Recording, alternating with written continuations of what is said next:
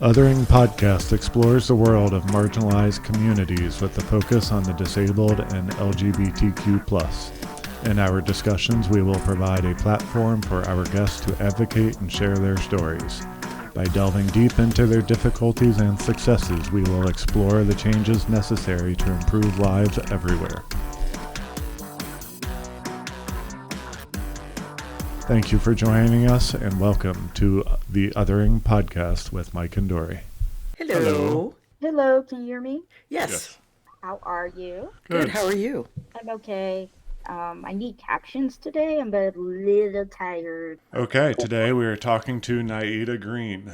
She is a disabled advocate for inclusivity and a sense of belonging, holds the position of Chief Executive Officer and founder of Disability Community for Democracy, Inc. She has experienced various disabilities since childhood that influence her daily existence, yet she remains resilient and proud as a disabled Puerto Rican, Black, gender non-conforming gay woman who openly champions her identity.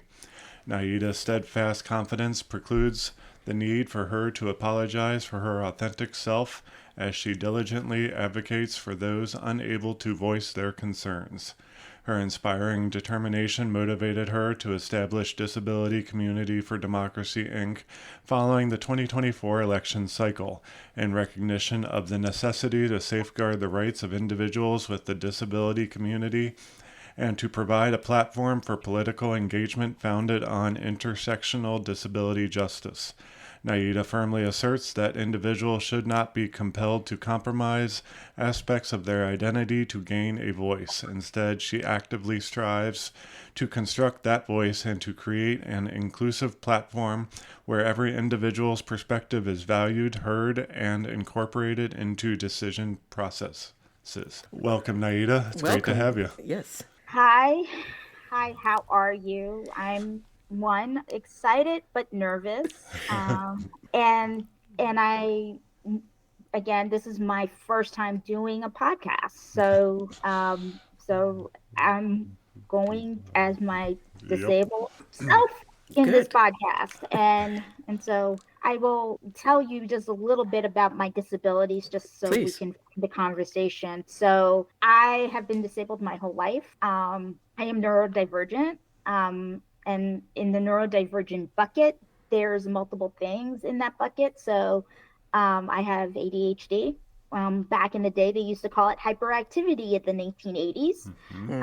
And girls did not get diagnosed with ADHD in the 1980s. So my ADHD was off the chain if they were diagnosing that in like kindergarten when I was like 6 years old. I also am dyslexic and have dysgraphia, a severe dyslexia to the point of I know words, but I don't recognize them if you put them in front of me. And things are not accessible if I have to write things down. I have to do everything on a computer.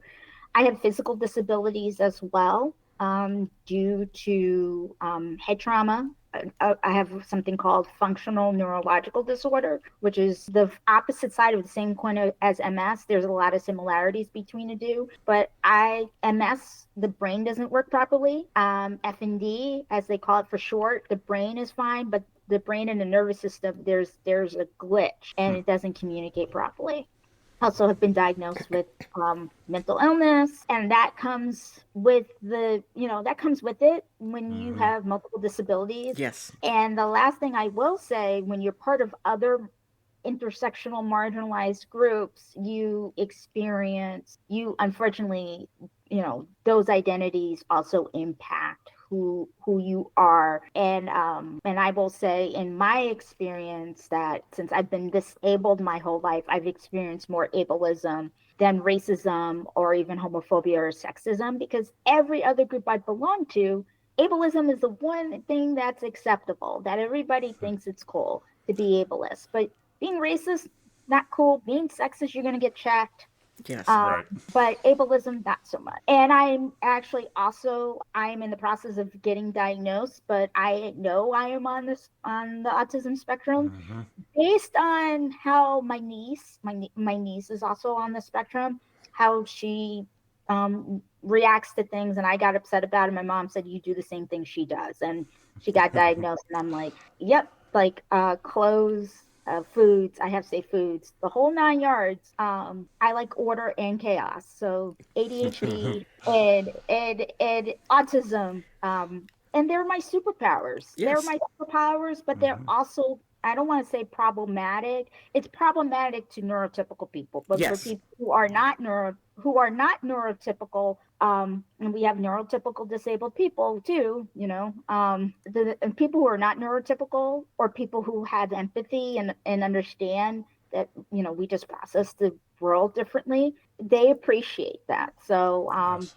and that's why how I lead my organization, through me being myself, with good days and bad days, and barriers and not barriers with my disabilities. They are up and down. So And that's great that you feel like you can be yourself and you don't have to hide it.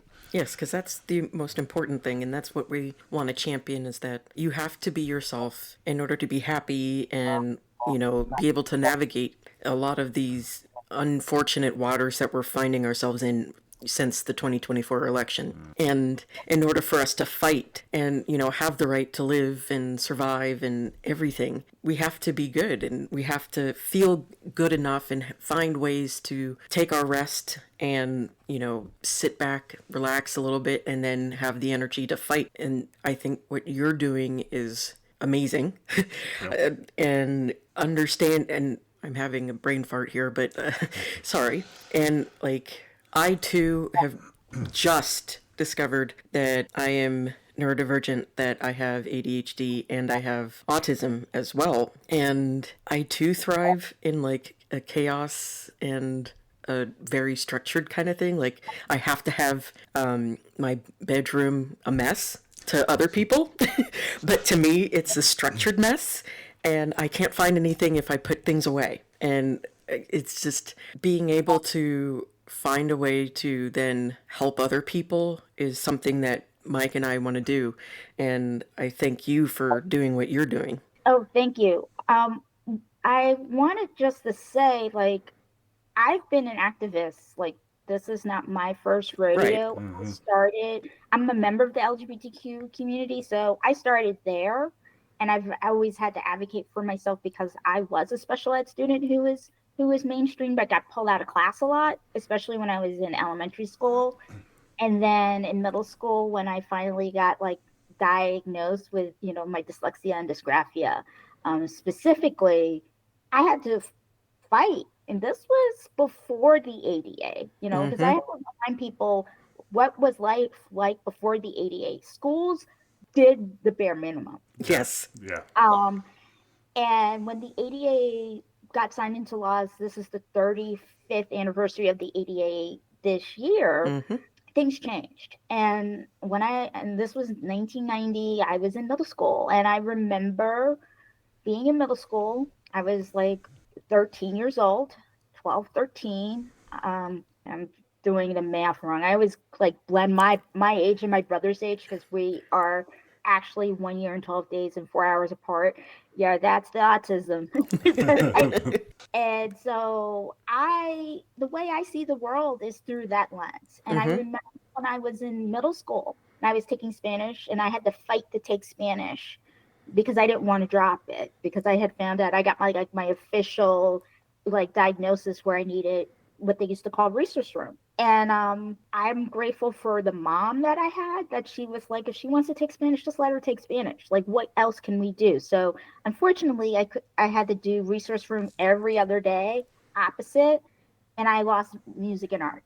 That's what they took away from me, right, in middle school. So in seventh and eighth grade, they took away music and art. And then when I got to high school, after the ADA was signed into law, I was like, I don't want to do resource room anymore. Why can't I get my accommodations without resource room? So it was a Mm-hmm. compromise. They said the first year you have to, because it's transition year, but after that you can get declassified with supports. That's what they called it back then.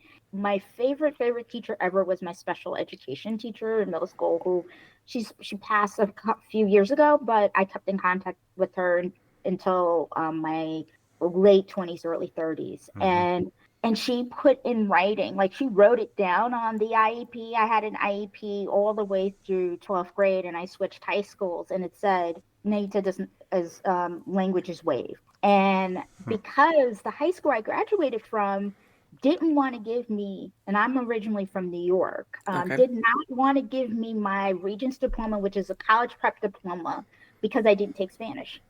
I didn't take a language. They were like, well, you were declassified with support. You didn't weren't in resource room. We don't have to give you your Regents diploma. You just get a local diploma. And I said but it matters though, right? It matters in terms of like what college you go to, and so no. And I was 18, so I'm 18. I'm like, you're not going to do that, right? And I was like on my own and supporting myself, and I said I'll sue.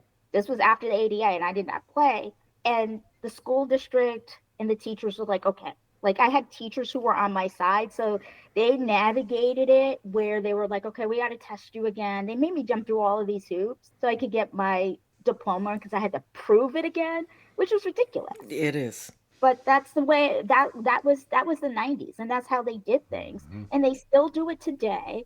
But the difference is that now states have more detailed laws, so the schools can't get away with it. But in the state I live in now, I live in Massachusetts, a lot of kids, and this is not being talked about, and I'm rambling, and I apologize. No, you're fine. You're not rambling. I'm rambling a little bit because I am nervous. I read an article in the Boston Globe that now, and this is in Massachusetts, in one of the best states to go to school. Yep. Kids who are high needs students are not getting educated, and doesn't matter what race or ethnicity. And some of these school districts have a lot of money in the state, and they're not making sure that their special ed students are being placed in outer district placements that are proper. But the thing I think about is who makes up the majority of the special ed classes in the inner cities and larger suburban cities? Black and brown. And so what's happening to them? This was, I was in school. I graduated high school 30 years ago, right? Very different. I went to suburban schools in the city. They were majority white when I went. They're not anymore. So those school districts I graduated from look very different. But the parents were very active. And, unfortunately, because of income issues and stuff like that, I'm not saying all Black and brown parents, but a lot of them tend to be lower income, necessarily have the education, understanding of like what's happening. And so they don't understand about the difference between a 504 and IEP. And so they just go along with stuff. And luckily I come from a family where we know how to advocate, because my stepfather says this all the time, and my mom says it too, closed mouths don't get fed. Yes. So you got to speak up when you're doing this work. So I went from advocating for myself, being a member of the LGBTQ community in the 1990s in high school. I came out then, was not safe to come out, but I did it anyway. Getting diagnosed with, mental illness and the whole peer advocacy movement really in the late 90s, early 2000s. I've worked in that space for many years, and then I, left that space. And so I've always been an advocate, because I always believed in doing what was right and what was fair and expanding the table. Like everyone has a right to be at the table. I don't get why people can't be at the table. The one thing I will say, so you can ask me another question before I close on this point, is I started the organization specifically because of the outcome of the election. Yes. And it was the fact that I met Fred Trump, which is the current occupant's nephew. He told me what happened, not just from his book, but I actually had a conversation with him. And I knew that what was going to happen was going to be dangerous. And immediately when he won, he said RFK Jr. And I'm like, he's not only a vaccine denier, he does not like the mentally ill. He's completely ableist. And Donald Trump literally said that his great nephew should die. And so no, like I like, no, I work, or I work, and I have worked, and I haven't always worked, and due to disability, and there's times where I have worked, and like, everybody with a disability is has a right to be here, Mm-hmm. and they shouldn't have to prove themselves because they play a sport. I played sports. I was an athlete in high school. I'm a I mean, and I was not I didn't have physical disabilities when I was in high school. Mm-hmm. I do now, and I'm a para athlete. I have the medals in my, like, right behind me, that have, from rowing as a para athlete. Um, Congratulations. That's awesome. That is yeah, awesome. yeah, so that's kind of sort of the thing I want people to, like. I pay taxes, right? Yes. I started a nonprofit, like, like all the things that RFK, and people like RFK and Trump and all the people who are in his administration, or as people like to call the regime. I still, try to, like, not, like, give that energy there, even though I know what they're doing is dictatorial. Um, that we have to just fight. So, and fighting is different. And we're fighting through recording this podcast and Mm-hmm. leaving evidence that we are here. We're doing what Black folks had to do, but 100 years ago, post slavery. They had to start their own papers. Mm-hmm. We have to do the same thing as disabled folks, and we had to do it in an intersectional way. So Yes, and I love everything that you said, and especially the intersectional aspect of it is just because you can run right now, just because you can see right now or whatever, doesn't mean that something can't happen in 5 minutes or 24 hours that can make you a part of the disabled community. As well as, what if you say something wrong and whoever is in charge decides, well, now you're disabled too. So you have those two moments of where all of a sudden you can be a part of the disabled community, and then to still sit there and push us away and say that we're not worthy because we're, whatever, is ridiculous. And it shows their fear of that lack of control. And there's nothing to really control. I mean, yes, it's sad. It can be sad. It can be angering, and it can be all of those things. But at the same time, there's so much joy because you get to find out not only who you really are in the darkest of moments, but you get to find out who will stand with you in those dark moments too. So you get to find your family, your friends, everything. And I think that's amazing to be able to find that. I I want to actually respond to that, because Mm-hmm. I have found out, because I've been disabled my whole life and become disabled in different ways as I've gotten older. I found out who my friends were 10 years ago when I had a stroke.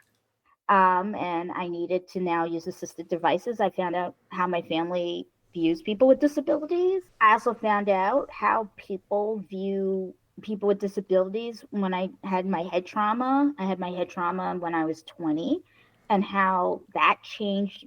I was 20. Your brain doesn't fully develop until you're 25. Right. So Right. that changed my brain chemistry, and I was already neurodivergent, right? So you have more issues with impulse control. Mm-hmm. You tend to hyper focus even more. And so I realized, like, I learned how people treated me as I become progressively more disabled. And I don't mean it like in a negative way. Like, Mm-hmm. I don't view my disability as a negative. I view it as a positive overall, but the barriers are what's negative, right? Mm-hmm.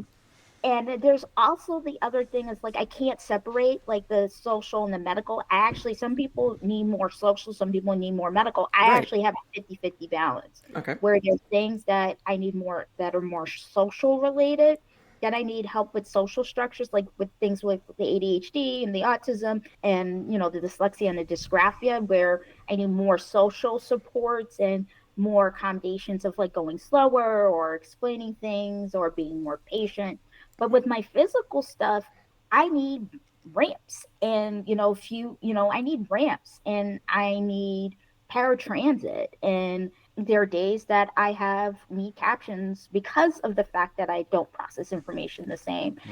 So it's a balance, and it's not all or nothing. We're a whole people. And then of course I deal with, being Puerto Rican. I'm also Cuban, but I identify as Puerto Rican, and and Black, and a member of the LGBTQ community who is gender non-conforming, right? I don't conform to gender rules. I like to climb trees, and I like to, play sports, and I like, muted colors for my clothes, even if I'm wearing women's clothes. I prefer very dark colors like black and dark, any sort of purple. This is a purple shade. But I like dark purples and grays and blues, like solid colors. Most guys wear those colors. Women don't. Women tend to be more colorful in their clothing. I'm not that. That's not me. And so having to navigate those things, and I will say, in my work, I'm going to talk a little bit about my work and Please partnership do. that we have. I won't name partners. I just came back from a trip, and my organization is one of the national partners for this event. And one of the things I ran into was the lack of actual intersectionality around Black issues in disability and Black issues in being members of the LGBTQ community. It was like you had to center your Blackness first. Mm-hmm. And I'm like, I can't do that, because when you see me, you see I have an assisted device in my hand. Yes. I'm on a walker. I'm on a walker. It has a seat, or I have a cane in my hand. So that's how most people view me first, and then they'll view me through my race. And then if they see my name, then they'll say, "Hey," or sometimes people will ask me, "Where are you from?" So it's like, how do I say it? It's that, like, I'm a whole person, and I don't fit in one category, and I can't, say I'm going to center Black issues without centering my disability, because the disability impacts how I navigate in the Black community. Yes. And in the Puerto Rican community and the Latino community, it also impacts that, because the language isn't there, or if the language is there, it's ableist, and and a lot of those communities, I'm gonna just say it, they don't trust non-white people who are not Hispanic, generally, because of the way our system is in this country Yes. around disability. It's not culturally competent. But the problem with other, groups is that they're not culturally competent around disability, and some, like in the LGBTQ community, they're also not inclusive based on race and ethnicity at times. And those are all communities I'm a part of, and all of those marginalized groups I'm part of have also hurt me. And Mm-hmm. so this is why I do the social justice work, or the disability justice work, the way I do it, and why I go into spaces that wouldn't necessarily be welcoming, because other people don't have the energy to do that. And I believe everyone has a right to have a seat at the table. And if I'm not there, who's actually going to be there to represent us Yes. as disabled folks? Like, I'm going to take a quote that MVP, as Black folks call her, former President Kamala Harris, is that you're the first, but you're not the last. Yes. So in a lot of the spaces I'm in now, I'm a lot of times one of the few people who are very vocal about this stuff, or the first person to be vocal about this stuff and say, no, I'm not going to just center one identity. I'm a whole person, and they both interplay on each other, and you're going to have to be uncomfortable with that. Yes. So that's what I have to say on the intersectionality piece there. No, and it's beautiful. And it's 100% true, though, that if we only focus on one aspect of our lives, then how do we help further, our agendas, if we are only focusing on the fact that we're Black, or we're Hispanic, or we're white, or we're, female or male? If we don't include everything that we are, then how do we expect all of those other groups to then accept all of us? Because personally, I am the rainbow of colors. Like, I have Native, I have Asian, I have Hispanic, I have white, I have black, so and I love the fact that my family is very mixed. And I don't like to necessarily pick one out and say, this is just me, because I feel like that all of it is what makes me. And if I exclude one part of me being all of those races, all of those colors, I should say, because race is a social construct, but all of those colors, all those ethnicities, and the fact that I am LGBTQ and I am disabled is important, because then we can open up the doors and the seats at the tables so that everybody, regardless of what aspect they are, can then sit at the table and say, you know what, this is right. This is what we need to do. And then we can all move forward as opposed to holding somebody back. I agree with that. One of the things I will say, in terms of being Puerto Rican, I am actually, my Puerto Rican side is white. And my grandmother's Afro-Cuban. She's the complexion that I am. And so, even within that, part Jewish, Me too. Indigenous, like all of it. And Yeah. so, that's the one thing I always tell people. One of the things I think about is how many seats do I have at the table? Like, I can go into spaces that other people can't go into. Like, I'm not bilingual in Spanish. I understand enough Spanish when I know I'm in trouble and people are talking about me. And that actually benefits me. And it also benefits me that in Spanish is my name, it means granddaughter, and it's Nieta in Spanish. So it benefits me that I actually have that people who actually know Spanish will know that will mention it to me, and then they'll ask me, are you Latino, are you Hispanic, where are you from, are you Dominican? I get that a lot. Or are you Cuban, or are you Puerto Rican? Like, I always get the Caribbean because people assume that black folks are only in the black Hispanics, Latinos are only in the and I'm being lazy with Latinos because Latinos also include non-Spanish speaking people. I'm being lazy with that right now. Just want to paraphrase that for everybody who might be listening. I do know the difference between being Hispanic and being Latino. Latino is a region, and is an ethnicity. And so I have to remind people there are black people in Central and South America. There are actually more black people in Brazil than there are in the United States, for example.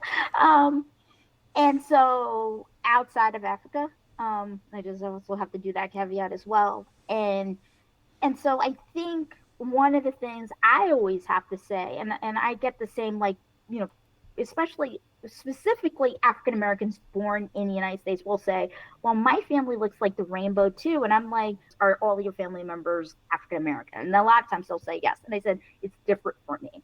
All of my family members are not African American. Most of mine are mixed. In fact, most of mine are also mixed too. If you go back like 4 or 5 generations, it's like they're all mixed.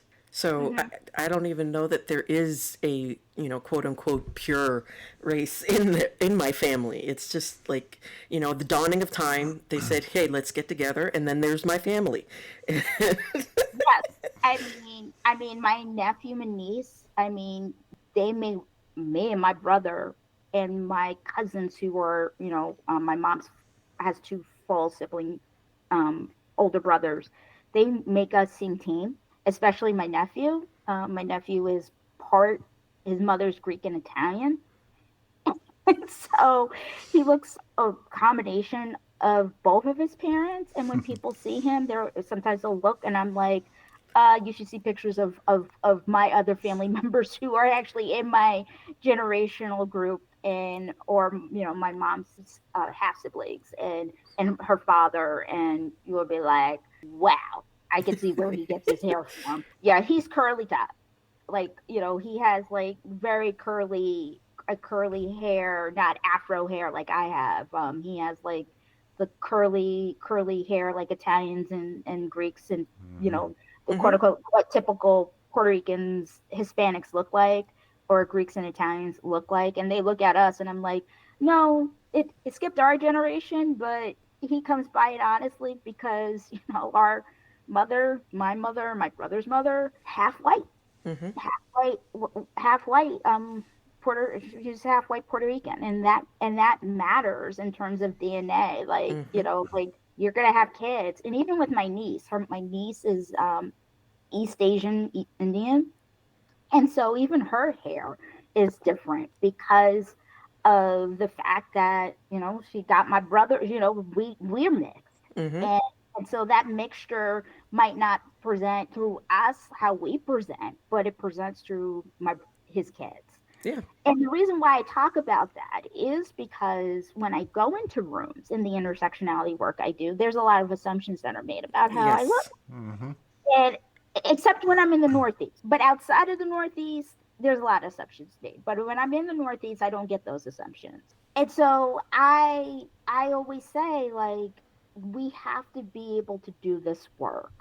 And the work that we're trying to do at Disability Community for Democracy is creating a safe space for all, right? Like, our mission statement is about fighting for liberal democracy and civil rights with the focus on disabilities, but for everyone, right? Like our friends and family members that don't have disabilities. And then our vision is we're the largest minority group in the United States and probably in the world. Yes, we are. In the United States, we're approximately 30%, according to CDC. That sounds about right. Yes. Statistics. And the thing, I think it's like a little more than 28%, if to be exact. And because of the fact that you can having a disability and also being a member of the LGBTQ community, because sexuality is fluid and gender identity is fluid as well. Those are the two communities you can enter and leave. And especially disability can be temporary. Break your foot, for 6 months. Yep. You have a disability. You're using mobility device to hop around campus or wheelchair, depending on what part of your body you break, for example. And I use that as an example because temporary disability doesn't get talked a lot about. No. But I also think it's very important to talk about temporary disability because those are the people who have the hardest time navigating the work we're trying to do. Yeah. Disability Community for Democracy, and they don't understand people who have had temporary disabilities. They don't understand why are we fighting so much for the things that we have. And I have to say, from my personal experience and people who are volunteers, we are completely all volunteers right now because we are such a new organization. All of us have some sort of care need, either through case, not every single one of us, but a lot of us do, either through home health care or through case management. And so we're fighting, and people who have experienced temporary disability, it's like, I said, it doesn't go away. Like, once you heal yourself, your leg heals or you have you have surgery on your shoulder or your knee, and you finish your PT, you're done. I have to do PT forever in order to have a life. It slows down. Sometimes I don't have to go, but then I have to go back. Like, I'm back in physical therapy after not being in physical therapy due to an FND flare-up. And jacked up my back. So I'm in physical therapy for my back, for the injury of my back, but then I have to go to good PT, neuro PT now, for the FND, right? So I can get off having to use the walker every single time I leave the house, and not only when I have to travel far, if only when I go out of town. So I'm fighting to live, and I'm fighting for people who have disabilities to live, also to work. Yeah. Because the other thing I think this is getting lost in terms of the work we're trying to do and the storytelling that we try to do and is that a lot of people are on disability because workplaces aren't accessible. Yes. That is a huge thing. Talk about that, please. Yes. Talk about that. Workplaces not being accessible. And some of the worst offenders are like hospitals and doctors' offices, where you would think that they would be more accessible or the most accessible because they work with people like us who are in wheelchairs or using crutches or canes and rollators and all of these different things that we need in order to survive.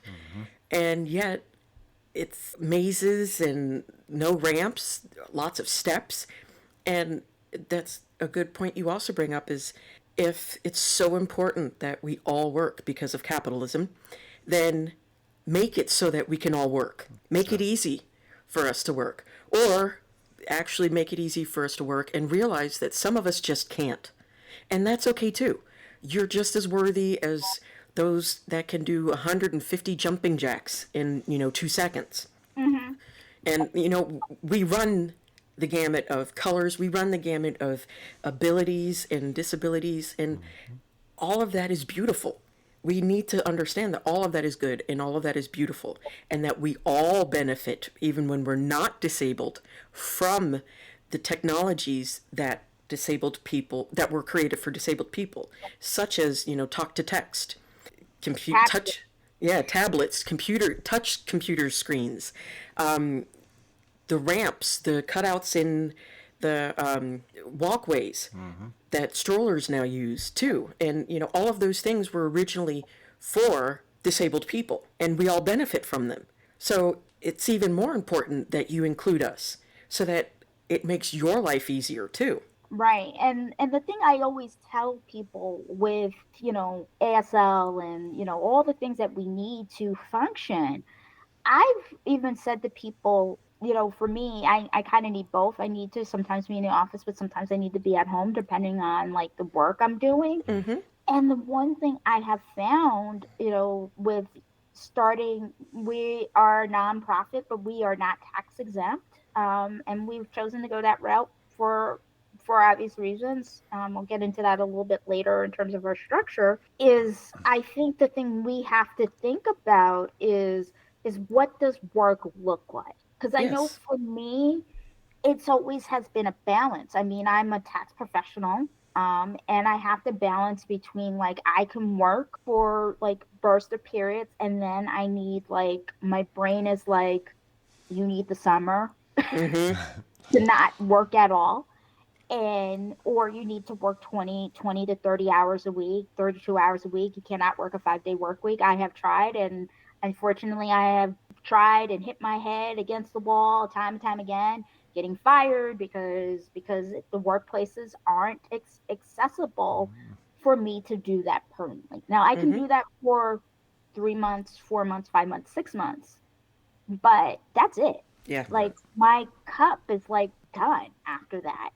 And then there's also this like, you're not disabled, because people will make comments like, how are you able to lift stuff, right? Like, water or whatever. And I'm like, I'm only lifting the water so I can put it on my walker, right? It's my rollator. I call it walker with the seat because it's easier than saying rollator. Yes.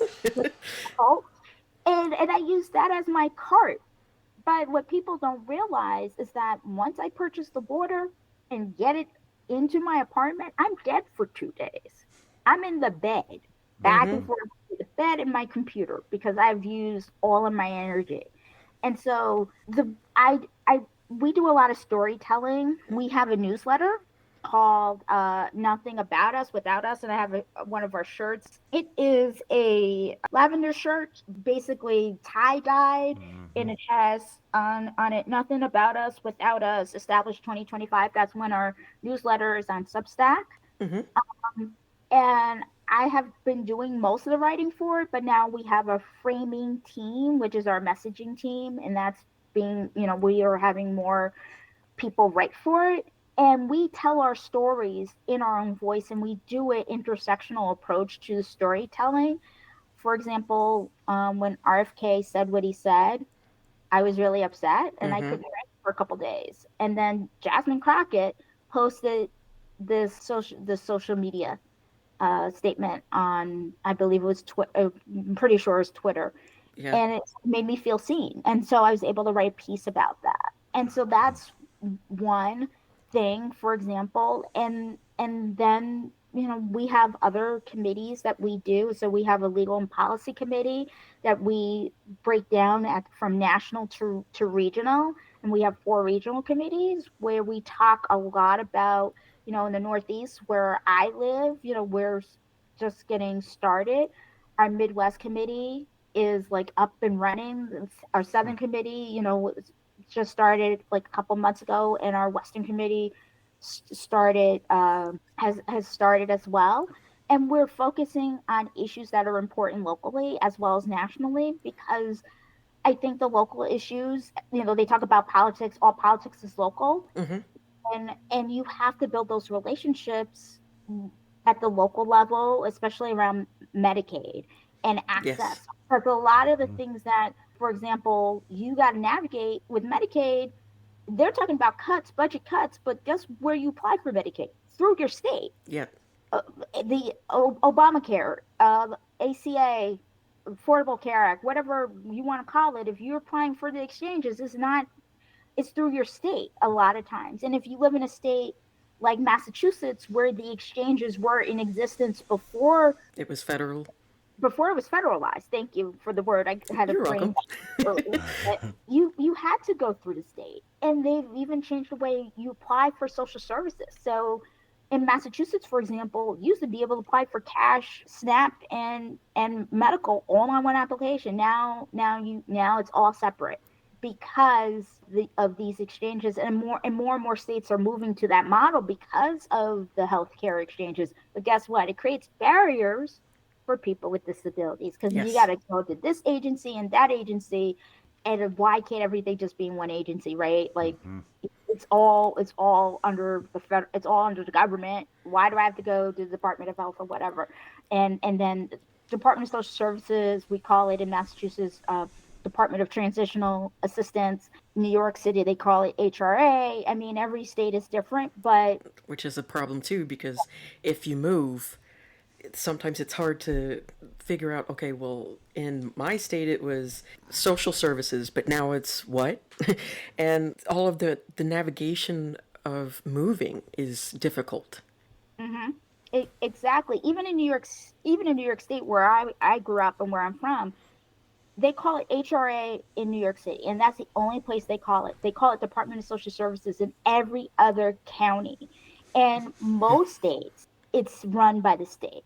New York is one of the states, and there's a few others that it's run by the county. And so you have to navigate who am I calling when you move. And so that's why these regional committees are so important, because then, for example, I can tell people, hey, in Connecticut, you're dealing with the state. In New York, you're dealing at the county level. You're not going to deal with the state generally, unless it's like something specific that the state only manages. And so those things are important in legal and policy. And then our last 2 committees, and we call all of these buckets because of the bucket brigade. I love like the way, like back in the day, they would take buckets to fight fires. And so buckets are the way I organize. And that's how I actually organize life. I put things in actual buckets and categories as well. That's the neurodivergent part of my brain. Yep. We have something called grassroots, where we build partnerships with non-disabled non-disabled focused organization and disabled focused organization. And that's been my focus with a lot of the things that I've been doing. And then campaigns, like building relationships with political campaigns and getting that up and running as well, because political campaigns are not going to be engaged with us unless we do the engaging, unless we force their hand, right? Yes. And we got to take a page. And I respect what happened in the 1970s and the things they had to fight for. Yes.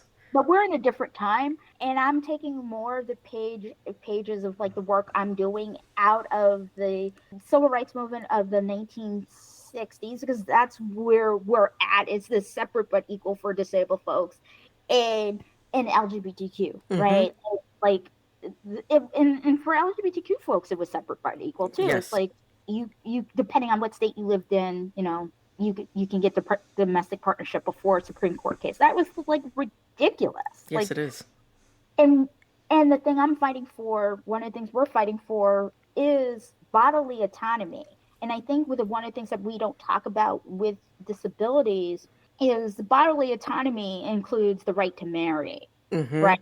If you don't have the right to marry because you don't have bodily autonomy over who takes care of you, right? How do you get your care needs met? Who's going to take care of you? How people view you, right? Uh, can you have children or not, right? I don't want children personally, but people with disabilities should have the right to decide if they want children or not. Yes.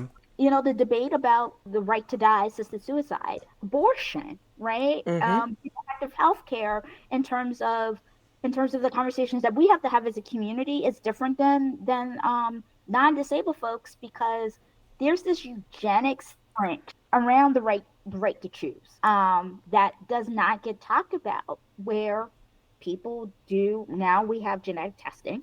We need to have like some conversations around, do people have a right to take a genetic test and say, my kid's going to have a disability, I don't want to have them? Yeah. Because that's actually happening. Think about it. We don't have people who certain things are being pushed out genetically, Mm-hmm. like CP, muscular dystrophy, Downs, Mm-hmm.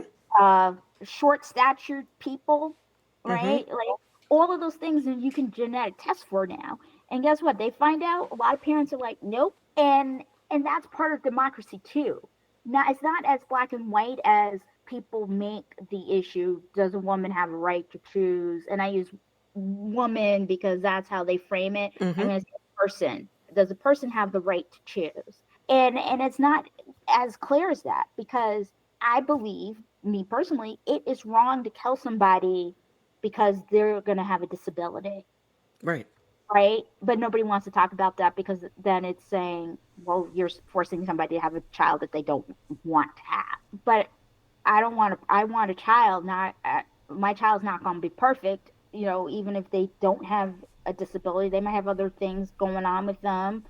They might, act out or whatever. Am I going to want to give them away after they're born? No. So why can't we love them, let them come into the world as their whole selves?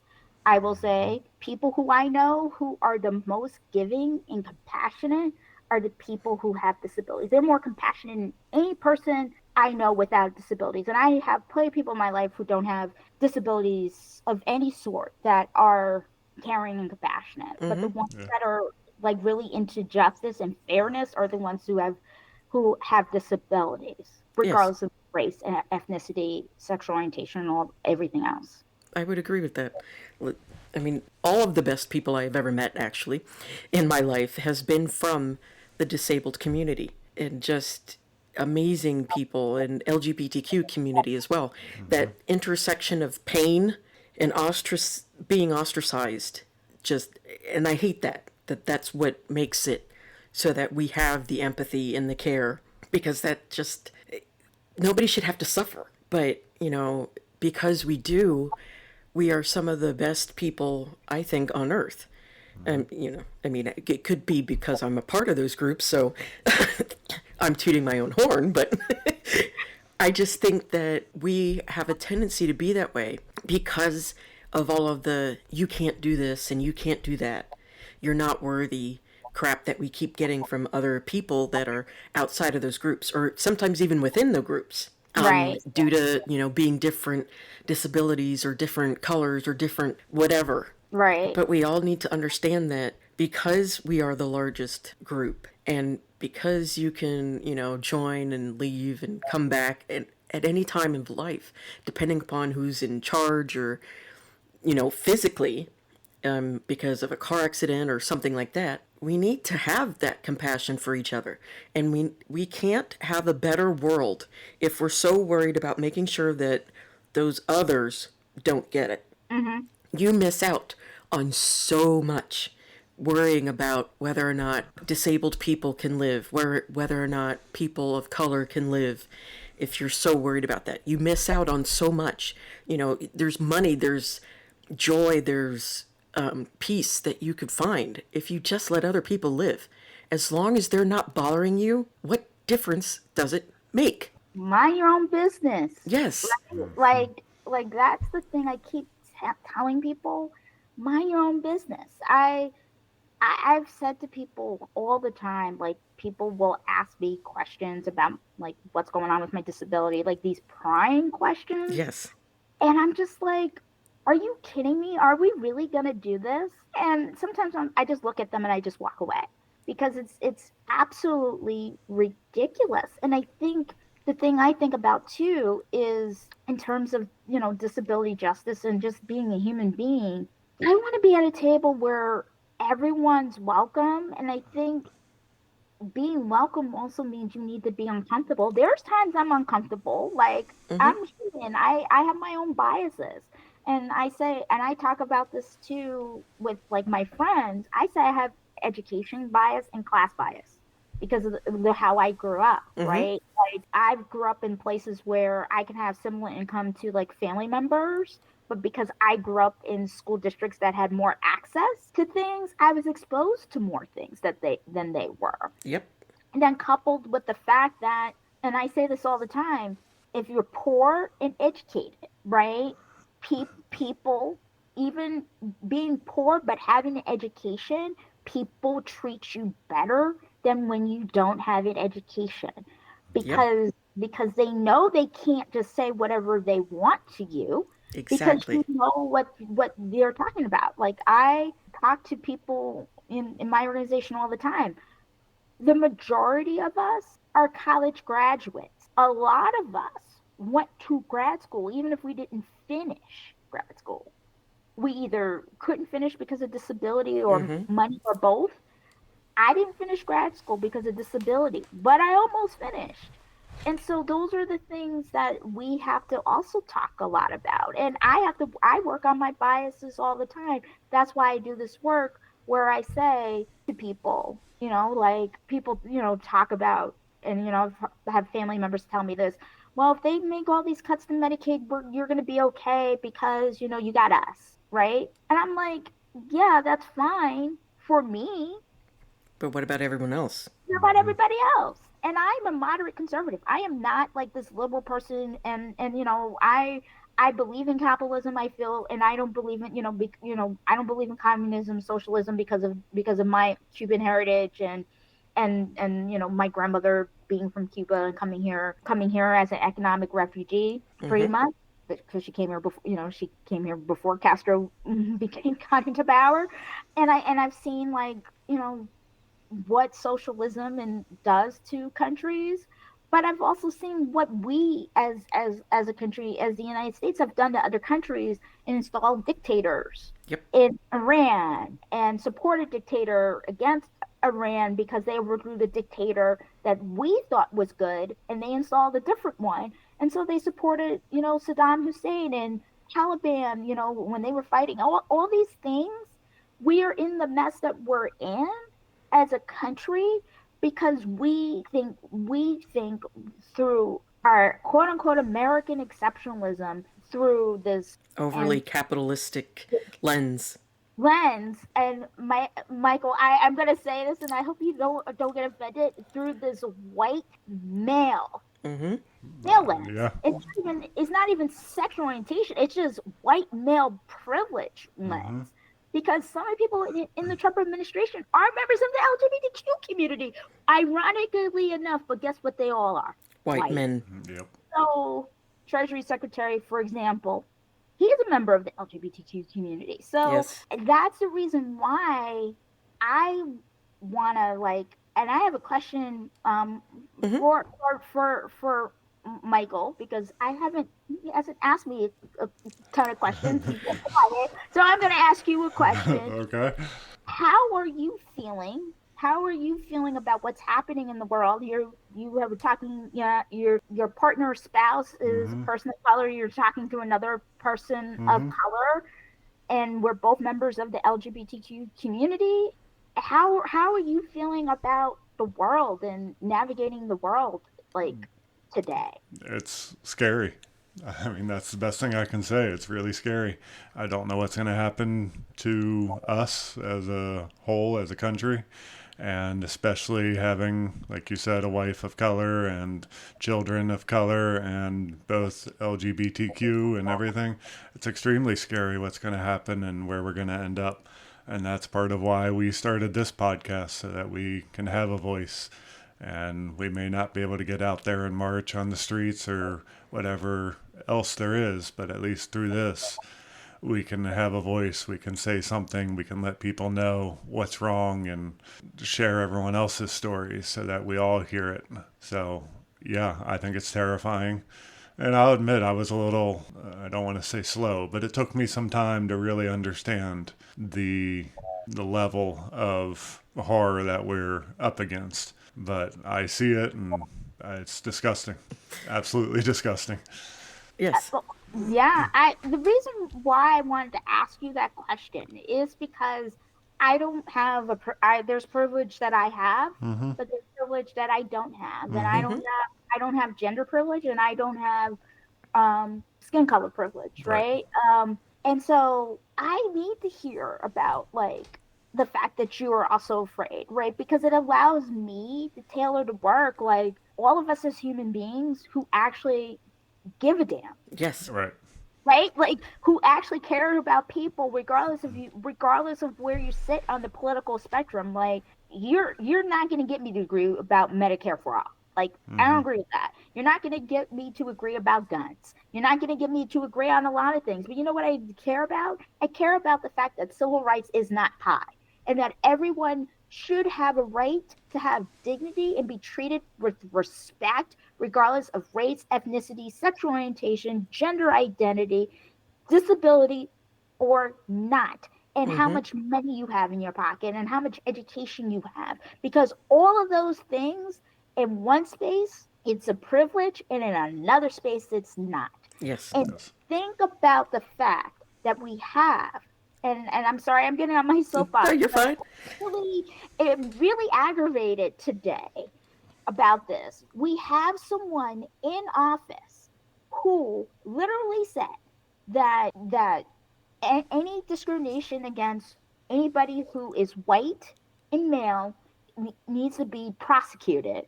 And anybody who experienced discrimination based on the way our system is, white, male, and generally straight, but white and male first, and sexual orientation is after, and gender. And then we have the disabling events that are happening.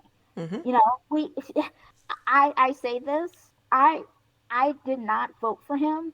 I could not, because of his racism. I'm old enough to remember the Central Park Five. They're a little bit older than me, so I was never going to vote for him. But the one thing he said, he was going to keep us out of wars. I'm old enough to remember the Iraq War in aughts. My brother is a combat vet of that war. Thank you. Do not want that again. No. And one thing he said, and now we're putting people in harm's way. Wars are disabling events. Like we're talking about our view on the political on the world stage, but we're not talking about the fact that these people who are bombing these places are have a potential to become disabled over a policy that is wrong. And I am pro-military. I support the military. I love our country, regardless of what's going on right now. But I do not support what's happening. And the other thing I will say, you can't be for disability justice if people are being indiscriminately harmed by bombs and any sort of weapons in the Congo, in Gaza, in other countries all over the world that we do not talk about because they're politically not viable. They're black, and with Gaza, it's literally a genocide. Yes, it is. Right now, and most of those people, if they survive it, they're going to be disabled in one way or another, and we're not talking about that. And I have always taken the position of, through a disability justice lens, of like, we have to be prepared when we fight for something, even if it's just, that people are going to come back different. Yes. They're going to come back disabled, regardless if it's their mind, their body, their soul, and we need to take care of them. And what's happening in Gaza, what's going to happen in Iran, because this is not going to end, and what's going to happen here, because they are going to attack us. We're going to have people who are going to become disabled because of the poor choices that we've made and not seeing people as people and respecting the fact that everybody has a right to be free. This is a conservative value. I know some conservative, like this is not a progressive value that we treat people with dignity. This is a human value. If you are a person of faith, whatever faith you believe in, if you believe people need to be treated with dignity, and what we're doing right now as a country, as our government, not us as a country, but our government is not treating people with dignity. And we're spreading, ableism through war, ableism through the cuts to Medicaid and Medicare and SNAP, and ableism through everything, and all the isms, really, through everything that's happening. And democracy is about the people, It's and supposed to be, yes. yeah, and as they say in Black liberation, power to the people. So you can't have that if you can't have power to the people if you allow any sort of discrimination. And the last thing I will say is the thing that we like the close is that it isn't about like right. This is not about do I don't like what's happening in office because I did not sign up for this. Mm-hmm. I understood that this country was not built for all the groups I'm a part of. Mm-hmm. I did not sign up for 1930s fascism with a twist of the late 19th century golden age. Yeah. I did not sign up for that. And so my position has always been is that we need to stop what's happening and build something new in its place that is more expansive. It's not going to be perfect. We're human. Yeah. But we have to build, it's not burn it all down or tear it all down. It's put out the fire that's burning and repair what we can and rebuild what we cannot. And the only way we can rebuild is understanding that as being part of these other marginalized groups, I feel for those groups, but they're trying to kill us as disabled folk, right? They literally want us dead. All the other groups they can use, they want us dead. Why are they creating autism registry? They're not doing that for any other group, right? Well, it's in the playbook of 1920s Germany when Hitler got into power. The first people that were messed with were the autistic ones, what we would call autistic now. And so they took them and they started experiments on them because they were, quote unquote, the undesirables, so to speak. They weren't white, they weren't tall, they weren't blue-eyed, and they weren't blonde. So if you weren't those, you weren't worthy. And then so they started with them, and then they expanded to more disabled people. And then they took the LGBTQ people, and they said, well, these are terrible people. And because certain religions tend to agree with that, it was easy to say, well, we're saving our Christian nation, even though Germany itself was not founded as a Christian nation either. But anyway, so they took the disabled and they took the LGBTQs and they did experiments and they murdered them as practice for when they decided that now we've got to get rid of the Jews because Jewish people are terrible, and they stripped them of their rights. Sound familiar? Yep. They stripped them of their birthright of being German because now they can't possibly be German because they're Jewish. And so they took those people and they put them in concentration camps. Guess where those concentration camps were? Not in Germany. Yep. And where did we ship people? El Salvador. El Salvador. Which is not America. Sounds familiar, doesn't it? Well, it's not the U.S. because El Salvador is part of the Americas. Technically, Yes. if we want to be technical. Yes. I will say the thing that is totally out of the playbook. And this is what I keep saying to people all the time. You just because you are protected today, that doesn't mean you're going to be protected tomorrow. And I've been and the Yes. conversation I've said to people, and I've said this to white women especially, your whiteness is not going to protect you. Your education is not going to protect you. Like and this collectivism that especially the Black community talks about, like we need to build our own. Yeah, you're talking about building your own through institutions that have harmed LGBTQ folks Mm-hmm. and disabled folks who are Black. And you expect us to go along with that? No, you need to expand the table and say we are all included. As long as you're not down with the Project 2025, which is fascism mixed in with the Golden Age, because Mm-hmm. it's not straight. This is the thing. It's not straight, fascism. And I think that's the difference where people are like, well, it's technically not, and they're right. It isn't. Mm-hmm. It's the elite people, right? And when And, you say and elite, we don't even mean like highly educated people. A no, lot of these people couldn't even pass like elementary school. no, these are just people who are who are white and heterosexual or heterosexual passing Mm-hmm. and have a bunch of money that they earned or they Off have the backs of connections other people. on the backs of other people, right? Exactly. And are causing disabilities. And I am so angry about this one thing. And I know we're almost out of time, but I'm going to say this. The thing that I'm really angry about Sure. is what's happening in Memphis, Tennessee. Muskrats, Elon Musk, Mm. AI computers Mm-hmm. built a computer in a Black neighborhood. And they do this all the time, environmental Of course. racism. And how do you think most Black and brown folks become disabled? Because they Through put all the shit in our neighborhoods and make sure that all the white neighborhoods are super clean and all that stuff because it's in. I want to paraphrase that because it's not just white. Yes.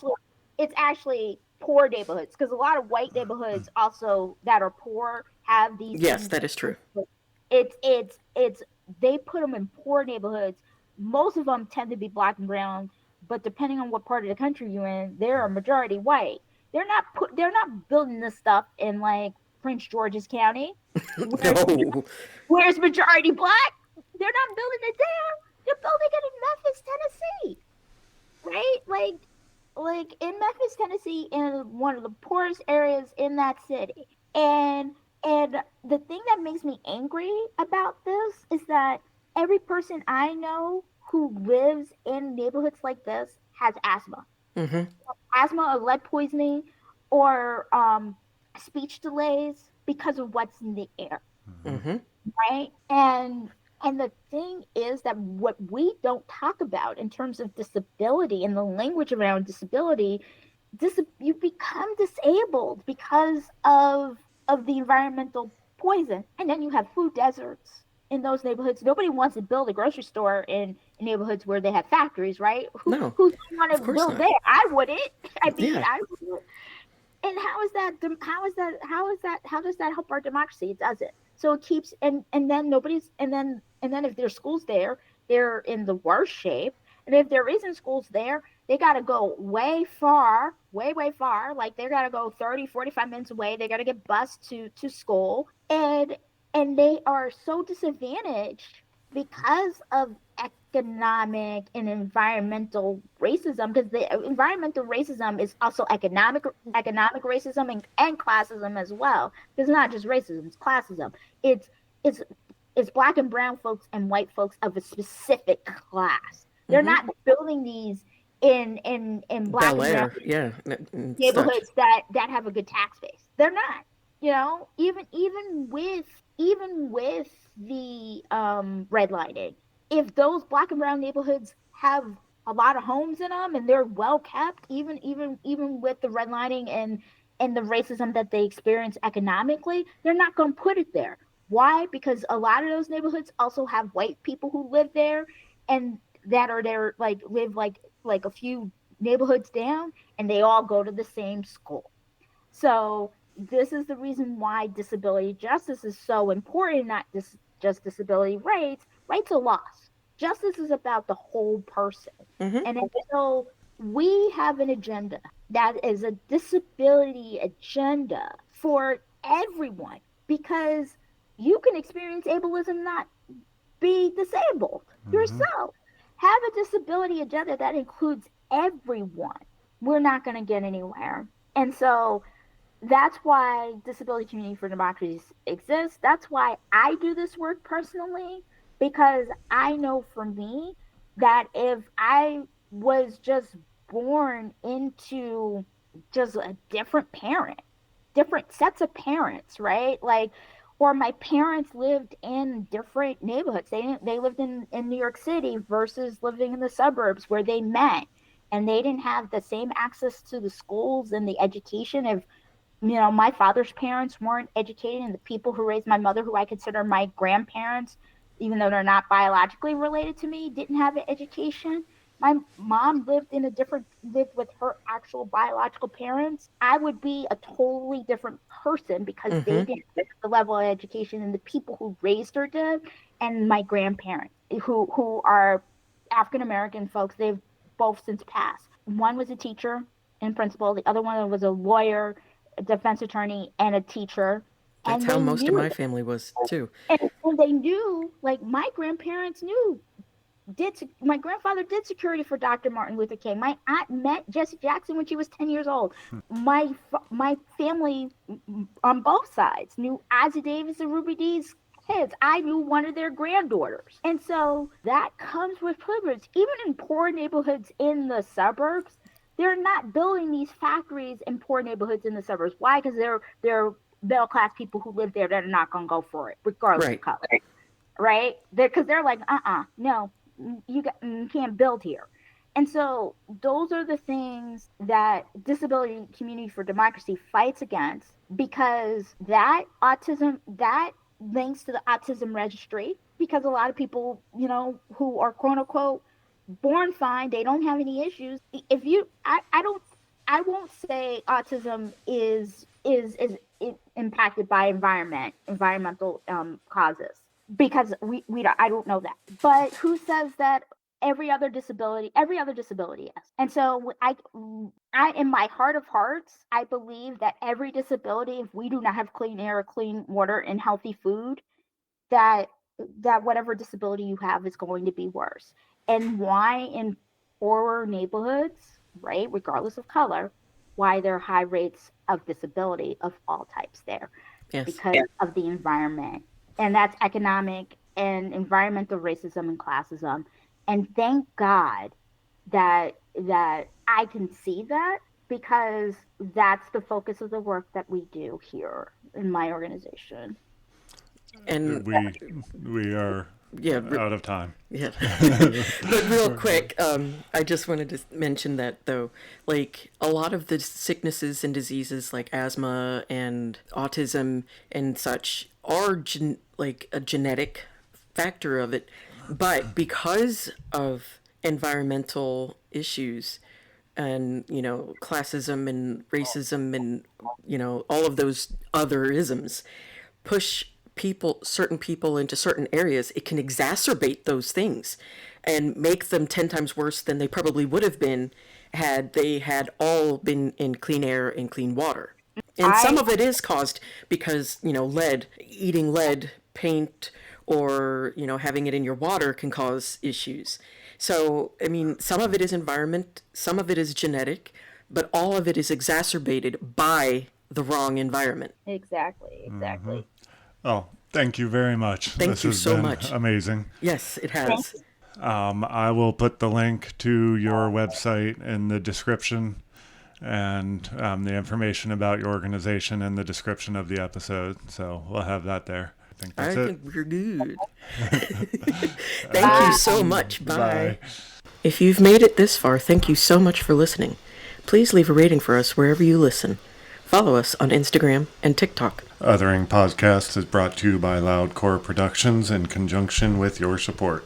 Your host, Mike and Dory Morris, graphics by Joshua Morris, and join us next week on the Othering Podcast.